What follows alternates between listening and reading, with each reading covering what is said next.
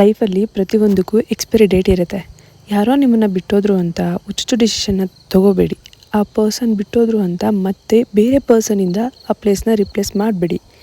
ಮತ್ತು ಏನು ಮಾಡೋದಕ್ಕೆ ಆಳ್ಕೊಂಡು ಕೂತ್ಕೊಳ್ಳೋದಾ ಅಂತ ಕೇಳ್ತೀರಾ? ಹಾಗಲ್ಲ. ಆ ವ್ಯಕ್ತಿನ ನಿಮ್ಮ ಸಕ್ಸಸ್ಸಲ್ಲಿ ರಿಪ್ಲೇಸ್ ಮಾಡಿ. ಹೌದು, ಅವ್ರು ನಿಮಗೆ ಹರ್ಟ್ ಮಾಡಿದ್ದಾರೆ, ನಿಮ್ಮ ಮನಸ್ಸಿಗೆ ತುಂಬ ಡೀಪಾಗಿ ಹರ್ಟ್ ಆಗಿದೆ ನಿಜ. ಆದರೆ ಆ ಟೈಮಲ್ಲಿ ಆ ಪೇನಿಂದ ಆಚೆ ಬರೋಕ್ಕೆ ನಾವೇನು ಮಾಡ್ತೀವಿ? ಇನ್ನೊಂದು ಪರ್ಸನ್ ಹತ್ರ ಹೋಗ್ತೀವಿ. ಅದು ಇನ್ನೊಂದು ತಲೆನೋವು. ಆ ಟೈಮ್ ಪೇಯ್ನ್ ಆಚೆ ಬರೋಕ್ಕೆ ಇದೇ ಕರೆಕ್ಟ್ ರೂಟ್ ಅಂದ್ಕೊತೀವಿ.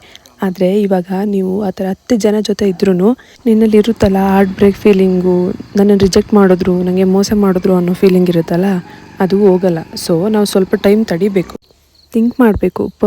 ಪರ್ಸನಿಂದನೇ ರೀಪ್ಲೇಸ್ ಮಾಡೋದು ಬಿಡಬೇಕು.